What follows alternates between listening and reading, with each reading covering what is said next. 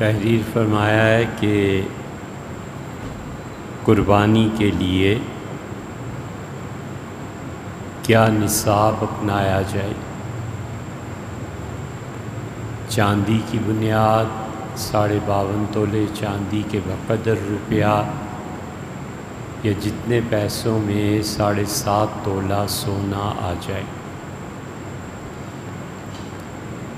فتویٰ دینا بہت مشکل کام ہے۔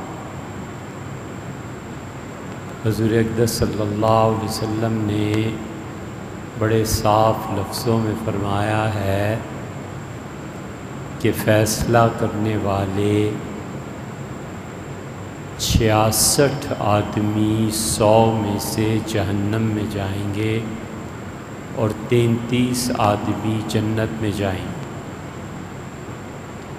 یہ قاضی اور مفتی یہ سب کے سب اس فہرست میں آتے ہیں، اس لیے کہ انہوں نے فتویٰ دینا ہوتا ہے اور لوگوں نے ان کے بتائے ہوئے شرعی مسئلے پر عمل کرنا ہوتا ہے۔ لوگ اس کے پابند نہیں ہوتے کہ وہ تحقیق کریں، اور لوگ جس مفتی کے فتوے پہ بھی عمل کرتے ہیں، اگر مفتی جان بوجھ کے خدا کے دین میں خیانت کرے گا تو قیامت میں اللہ کے یہاں پکڑا جائے گا۔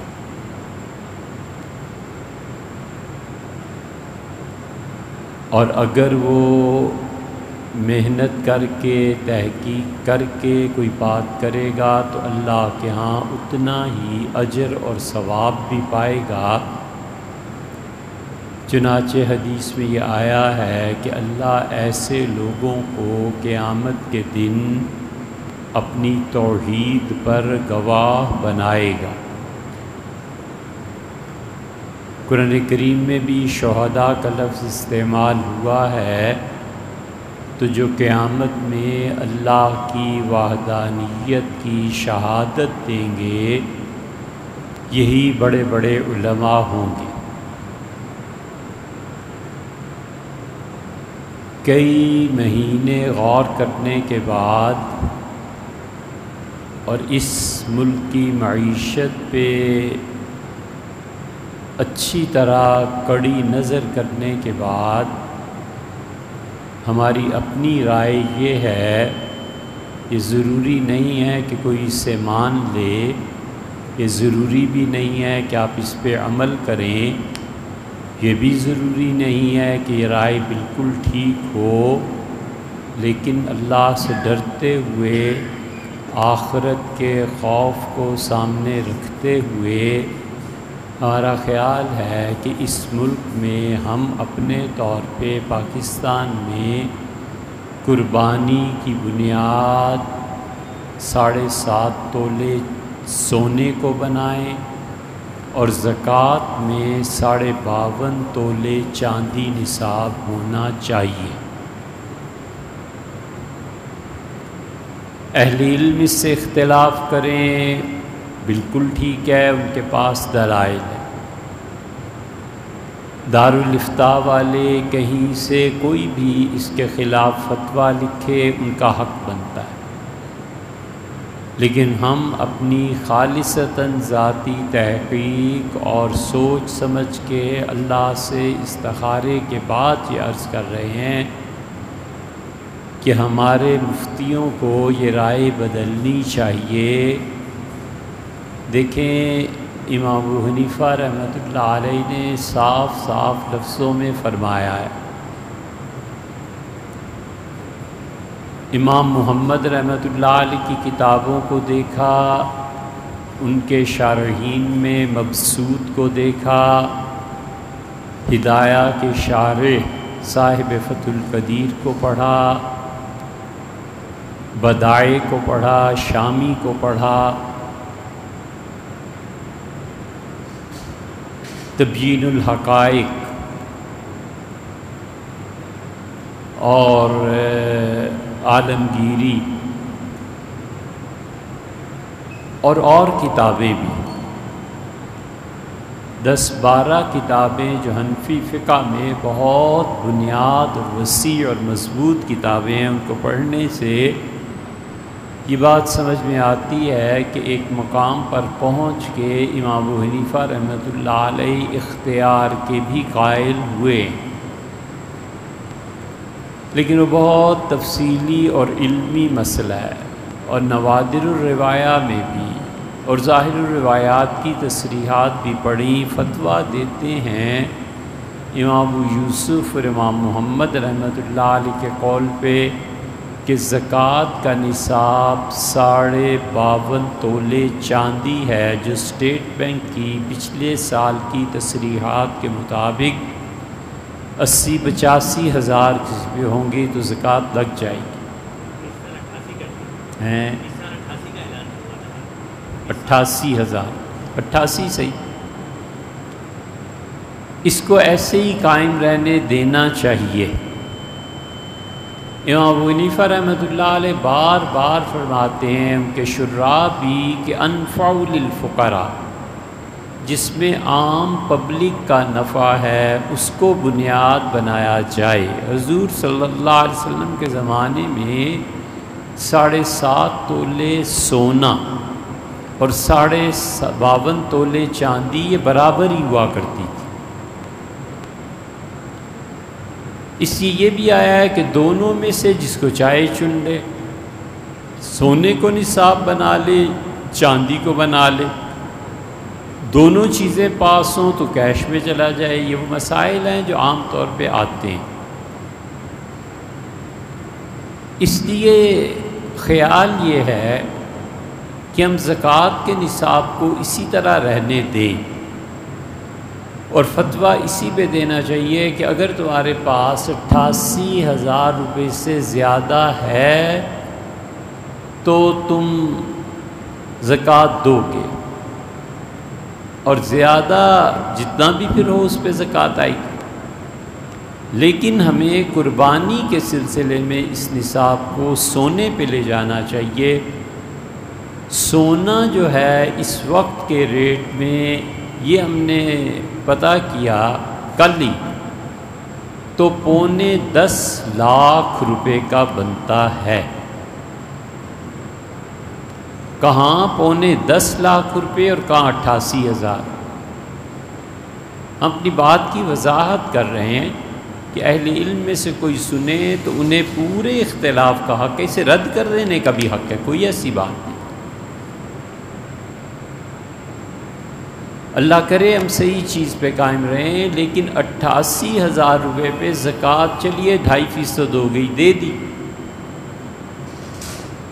اگر آپ 88,000 روپیہ مقرر کرتے ہیں قربانی کا نصاب بھی، کہ اگر کوئی اتنے ہونے کے باوجود نہیں دے گا تو جانور کی قیمت، مریل جانور بھی کوئی کرے گا تو 30-40 ہزار سے کم کہاں سے کرے گا؟ تو 40,000 ادھر لگا دے، 88,000 اس کے پاس کل بچت ہے۔ کرنا کیا ہے؟ آگے فیسیں کیسے ادا کرنی ہے، تعلیم کیسے جاری رہے گی، گھر کا کرایہ کیسے دے گا؟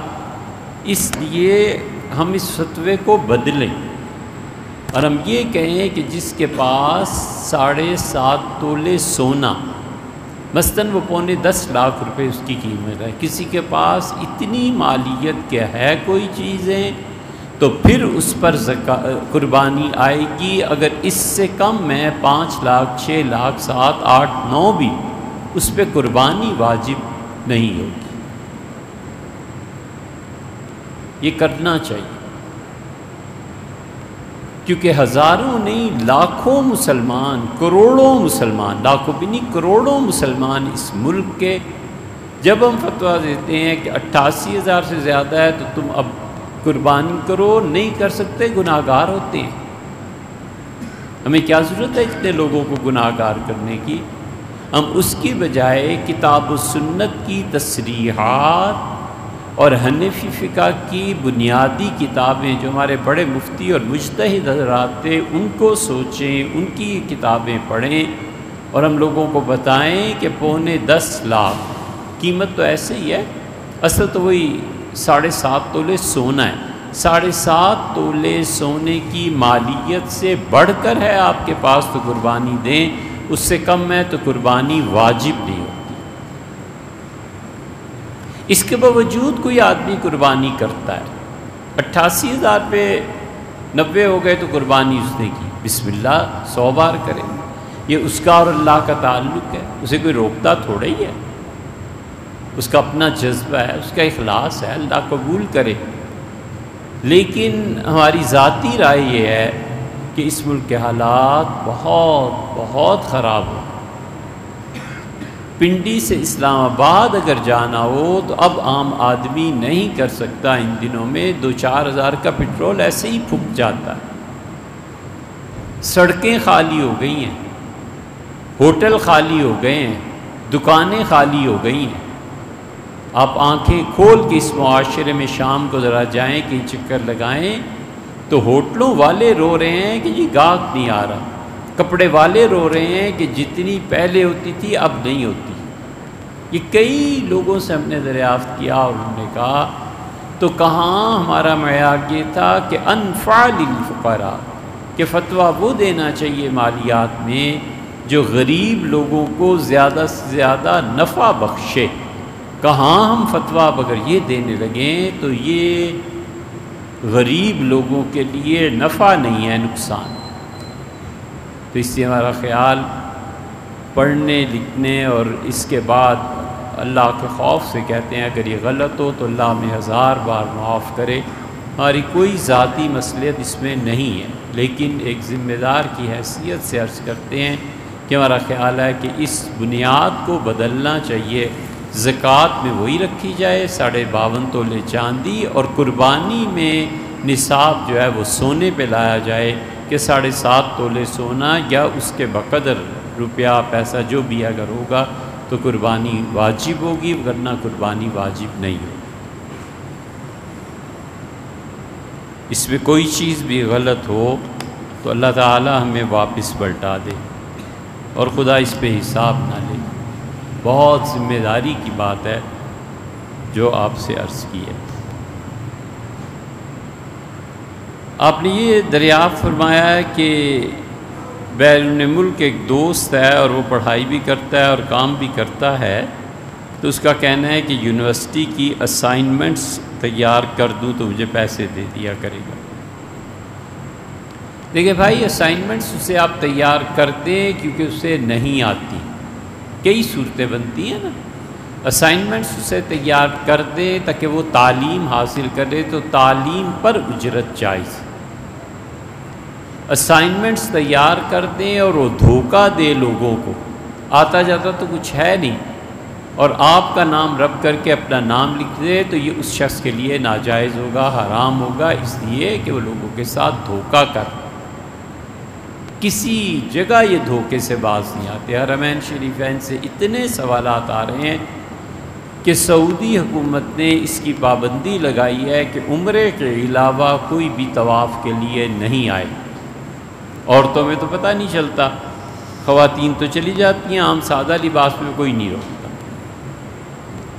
خود حاضری کا موقع آیا تو معلوم ہوا کہ طواف کی 2 چادریں طواف کے لیے اگر عمرے کے باندھی ہیں تو جانے دیتے ہیں، اگر نہ وہ کہتے ہیں اوپر جاؤ۔ اب اوپر طواف کون کرے، وہ تو کئی میل کا بن جاتا ہے۔ تو یاد رکھو، ان کو دھوکہ دینا اور مردوں کا 2 چادریں اوڑھ کے ان کو دھوکہ دینے کے لیے چلے جانا بغیر عمرے کے اس طرح کا طواف، یہ حرام ہے، حرام، کبیرہ گناہ ہے۔ ان چادروں کو آگ لگا کے اور جا کے 2 نفل پڑھ کے توبہ کرنا کہ اللہ معاف فرما۔ ایک ملک کا نظام ہے بھئی، انہوں نے ملک چلانا ہے، انہوں نے بیماریوں کو کنٹرول کرنا ہے، انہوں نے اپنی مصلحتیں دیکھنی ہیں۔ یہ کیا بات ہوئی کہ انسانوں کے جذبات اس ملک کے قانون کو توڑیں اور دھوکہ دینا ہے اللہ کے نام پہ؟ 2 چیزیں انسان کی ساری حیثیت برباد کر دیتی ہیں، صدر مملکت بھکاری اور فقیر بن جاتا ہے۔ اور دو چیزیں جس انسان کی زندگی میں جتنی زیادہ ہوتی ہیں وہ انسان اتنا ہی رسوا ہوتا ہے تین جگہوں پہ، ایک زندگی میں، دوسرے موت کے وقت، اور تیسرے آخرت۔ بڑے بڑے لوگ اکھڑ جاتے ہیں ان دو گناہوں سے، ایک جھوٹ سے اور ایک ظلم سے۔ مت جھوٹ بولے، مت ظلم کرے، یہ دھوکہ دہی نہیں ہے، یہ ظلم نہیں ہے دوسرے لوگوں کے ساتھ۔ وہ نہیں آپ کو عمرے کے لیے، عمرے کے علاوہ اجازت دے رہے، آپ اپنے لوگوں سے کہیے، اپنے نمائندوں سے کہیے، حکومت سعودیہ کے نام خط لکھیے، یہاں پہ ایمبیسی جا کے امبیسڈر کو کہیے یہ جو سارے قانونی راستے ہیں یہ کس دن کے لیے ہیں، آپ نہیں کر سکتے تو چھوڑ دیں۔ اس لیے جتنے لوگ یہ عمرے کے علاوہ دھوکہ دے کر وہاں طواف کر رہے ہیں، طواف تو کیا ہونا ہے، چاہیے کہ توبہ کر کے آئیں کہ اللہ کبھی آئندہ ایسے کام نہیں کریں گے۔ یہ مسلمانوں کو اس کے علاوہ کوئی طریقہ نہیں کہ ہمیشہ دھوکہ دیتے رہو، جھوٹ بولتے رہو، اپنے مطلب نکالتے رہو۔ کسی بھی ملک میں جا کر وہاں کا قانون اگر شریعت کے قانون سے نہیں ٹکراتا تو اسے تو ویسے بھی نہیں چھیڑنا چاہیے، اور شریعت کے قانون سے اگر وہ ٹکراتا ہے تو اوائڈ کرنا چاہیے کہ قانون شکنی ہو، ان چیزوں میں پڑے ہی نہ سرے سے۔ لیکن کافروں کے ملک میں بھی قانون توڑنا درست نہیں ہے، یہ عمرہ نہیں ہے، یہ اپنی زندگی کو برباد کرنا ہے کہ خدا کے گھر میں بھی گئے اور دھوکہ دیا، ولیعذ باللہ۔ تو اس لیے اگر تو یہ دھوکے میں وہ کرے گا تو وہ ذمہ دار ہے۔ آپ نے اسائنمنٹس لکھ کے بھیج دی، آپ نے تعلیم میں اس کی مدد کی، انہوں نے آپ کو اجرت دی، بالکل ٹھیک ہے، کوئی حرج نہیں ہے۔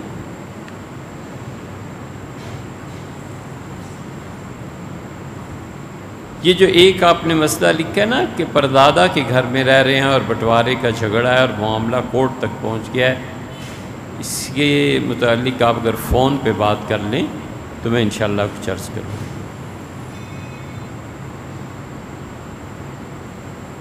نماز کے متعلق جہاں تک مسائل ہیں نا، ہم نے مسئلہ بتایا تھا اور بالکل ہمارا خیال ہے ٹھیک ہے۔ بہت لوگ پھر اس کو پوچھتے ہیں، پھر اس کو پوچھتے ہیں، آپ فرمائیں کتنی مرتبہ یہ بیان کیا جائے؟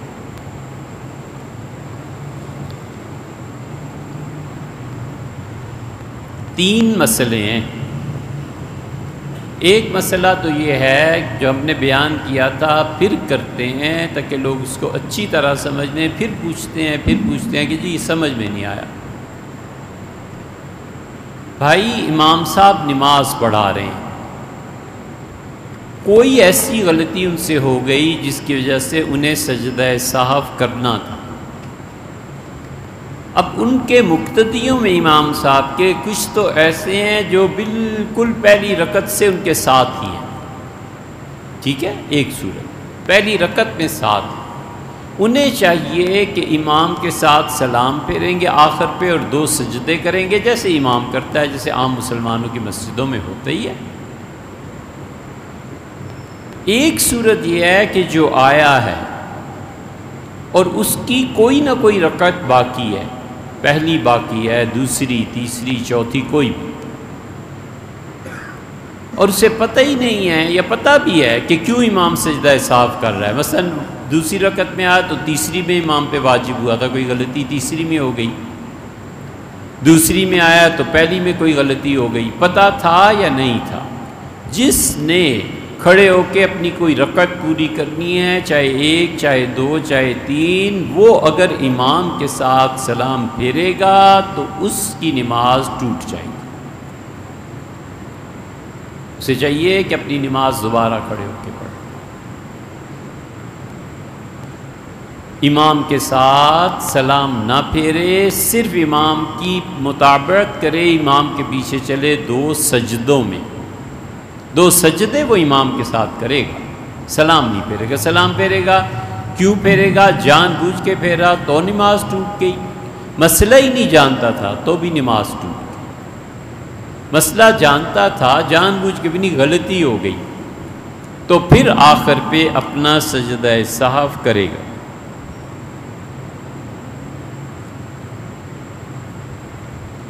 یہ مسئلہ ہے جو کئی بار بیان کہ اگر مقتدی کے ذمے کوئی بھی رکعت ہے جو اس نے امام کے سلام کے بعد کھڑے ہو کے پڑھنی ہے تو امام کے سجدہ سہو میں سلام میں شرکت نہ کرے، 2 سجدوں میں شرکت کرے، بس اتنی بات۔ دوسرا مسئلہ جو بار بار پوچھتے ہیں اور ہم نے بھی کئی بار بیان کیا کہ فرض نماز کی 2 رکعتوں میں، پہلے فرض میں دوسرے فرض میں، جیسے مغرب ہے، جیسے عشاء ہے، جیسے ظہر ہے، عصر ہے، قرآن کریم کی 2 سورتوں کے آخری حصے پڑھنا نماز کو مکروہ کرتا ہے۔ مثلا ایک پہلی رکعت میں اس سے پڑھ لیا سبحان ربک رب العزت عما یصفون وسلام علی المرسلین والحمد للہ رب العالمین، ایک سورت کا آخری حصہ ہو گیا۔ دوسری رکعت میں مغرب کے لیے کھڑا ہوا یا کسی بھی نماز کے لیے، اب اس سے کیا پڑھا؟ اسے قد افلح من تزکیٰ وذکر اسم ربہ وصلی، تو ایک سورت کی آخری 3 آیت لے لی، پھر دوسری رکعت میں دوسری سورت کی آخری آیات لے لی۔ یہ اس طرح نماز کا پڑھنا اور پڑھانا مکروہ ہے، نہیں ہونا چاہیے۔ چاہے 90% امام مبتلا ہیں تو چاہے 100%، مسئلہ تو نہیں نا لوگوں کی خاطر بدلا جا سکتا۔ اس میں نقصان کیا ہے پڑھنے میں؟ اگر پڑھ لیں نماز کے مسائل، یہ امامت اتنی آسان چیز نہیں ہے، لوگوں کو نماز پڑھانا اتنا آسان نہیں ہے۔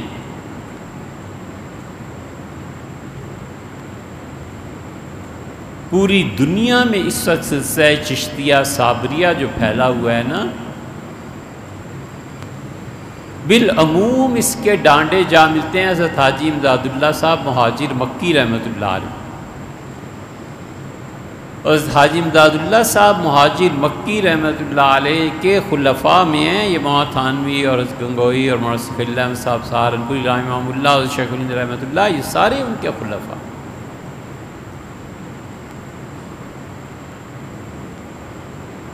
حضرت حاجی صاحب رحمۃ اللہ علیہ کہتے تھے میرے شیخ میاں جی نور محمد صاحب رحمۃ اللہ علیہ عام بچوں کو نورانی قاعدہ جیسے ہوتا ہے بس یہ پڑھاتے رہتے تھے مسجد میں بیٹھ کے۔ تو نعت پڑھنے والا، حمد پڑھنے والا ایک بہت اچھی آواز کا گلوکار آیا، تو ہم نے حضرت سے عرض کیا لوگوں نے کہ حضرت یہ بہت اچھی نعت پڑھتا ہے، شعر پڑھتا ہے اور حمد پڑھتا ہے، اجازت دیں تو سن لیں۔ تو میاں جی صاحب رحمۃ اللہ نے فرمایا کہ بھائی کچھ علماء اجازت دیتے ہیں اور کچھ علماء بغیر موسیقی کے بھی ان چیزوں کو پڑھنے کی اجازت نہیں دیتے اور مکروہ قرار دیتے ہیں۔ تو دیکھو میں نے لوگوں کو نماز پڑھانی ہوتی ہے، میں کیوں ایسے کام کروں کہ لوگوں کی نمازیں میری وجہ سے مکروہ؟ ان کے پیچھے نماز پڑھنے والوں کی حالت بدلے پہ یا نہ بدلے۔ اس لیے یہ جو دل کے صاف لوگ نماز پڑھاتے ہیں نا، کبھی ان کے پیچھے نماز پڑھو۔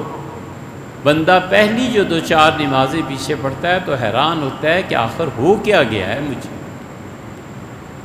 اس لیے کہ امام کے دل کا عکس اس پہ پڑتا ہے اور مقتدیوں کے دل کا عکس اس پہ پڑتا ہے۔ نسائی میں سعد رضی اللہ عنہ کی روایت آتی ہے نا،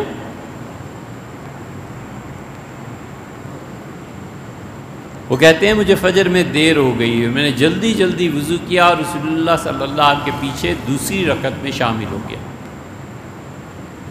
آپ سورہ روم کی تلاوت فرما رہے تھے تو تھوڑی سی پڑھی اور پھر رکوع کر لیا، اور نماز کے بعد سلام پھیر کے فرمایا لوگوں کو کیا ہو گیا ہے، وضو ٹھیک کر کے نہیں آتے اور میری نماز کو خراب کرتے۔ امام کا دل اتنا حساس ہوتا ہے اور مقتدیوں میں جس کا دل پاک ہونا وہ جانتا ہے کہ اس کے پیچھے نماز پڑھنے میں اور کسی اور کے پیچھے نماز پڑھنے میں فرق کیا ہے۔ وہ نمازیں تزکیہ کر دیتی ہیں متقی امام جو ہوتے ہیں ان کی۔ تو اس لیے یہ کوئی آسان چیزیں نہیں ہیں کہ شریعت کی خلاف ورزی نماز کے مسائل، نماز کا کیوں مسئلہ تمہیں نہیں پتہ؟ بھئی تمہیں ضرورت کیا ہے پھر امامت کرنے؟ تیسرا مسئلہ کئی بار عرض کر چکا ہوں کہ حضور اقدس صلی اللہ علیہ وسلم کی قرات میں حضرت عمر رضی اللہ عنہ نے ابو موسیٰ اشعری رضی اللہ عنہ کو ایک خط لکھا تھا۔ وہ خط بنیاد ہے نماز کی قرات کے سارے مسائل۔ انہوں نے لکھا تھا، ابو موسیٰ اشعری رضی اللہ عنہ بصرہ میں غالباً مقرر ہوئے تھے، گورنر۔ تو بصرہ میں حکمرانی کی وجہ سے ان کو لکھا تھا امیر المومنین رضی اللہ عنہ نے، اور لکھا تھا کہ لوگوں کو نماز پڑھانا۔ ایک خط ان کا بخاری میں بھی آیا جہاں آیا کہ ان اہم امرکم عندی الصلاۃ۔ امیر المومنین رضی اللہ عنہ نے خط میں تحریر فرمایا کہ میرے نزدیک تم جو حکومت کے نمائندے ہو، سب سے بڑی ڈیوٹی اور سب سے بڑی ذمہ داری تمہاری یہی ہے کہ لوگوں کو نماز پڑھاؤ۔ فمن ضاع، جس نے نماز کو ضائع کیا وہ باقی دین کو اس سے بڑھ کر برباد کرے گا۔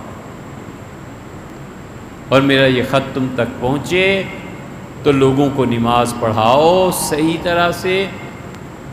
اور اگر میں تمہیں بتاؤں گا کہ نماز کیسے پڑھائی جاتی ہے، اور اگر مجھے مہلت نہ ملی، موت آ گئی، فلست علی صحبتکم بحریص، تو اب تم جیسے لوگوں کے ساتھ میں بھی زندگی بسر نہیں کرنا چاہتا۔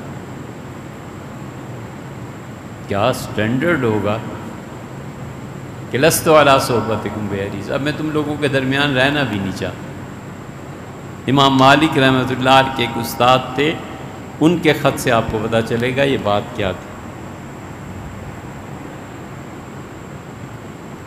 امام مالک رحمۃ اللہ علیہ کہتے ہیں شہاب زہری رحمۃ اللہ علیہ شام تشریف لے گئے تھے مدینہ منورہ، تو میں نے انہیں خط لکھا کہ حضرت حضور صلی اللہ علیہ وسلم نے فرمایا تھا کہ مدینہ سب سے اچھی جگہ ہے لوگوں کے رہنے کے لیے، کاش لوگوں کو پتہ چلتا کہ اس مدینہ میں کیا ہے۔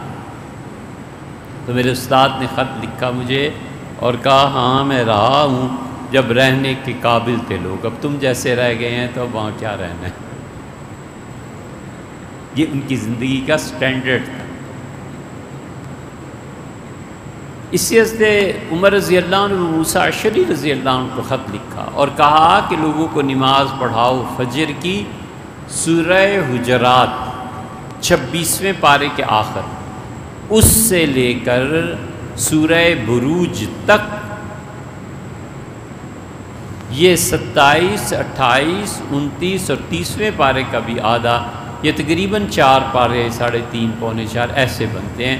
فرمایا تھا لوگوں کو نماز پڑھانا حجرات سے لے کے بروج تک، فجر کی اور ظہر کی۔ آدمی اکیلا نماز پڑھے اور آدمی امام کے پیچھے پڑھے، سنت کے مطابق یہی ہے کہ وہ حجرات سے لے کے سورہ بروج تک ظہر میں اور فجر میں ان دونوں نمازوں میں یہ صورتیں پڑھیں۔ پھر تحریر فرمایا کہ عصر اور عشاء کی قرات برابر ہے، سورہ بروج سے لے کے لم یکن الذین کفروا من اہل الکتاب، سورہ بینہ تک کی جتنی صورتیں ہیں یہ تمہاری قرات ہوگی عصر میں اور عشاء میں۔ فجر اور ظہر برابر ہیں، عصر اور عشاء برابر ہیں قرات کے اعتبار سے۔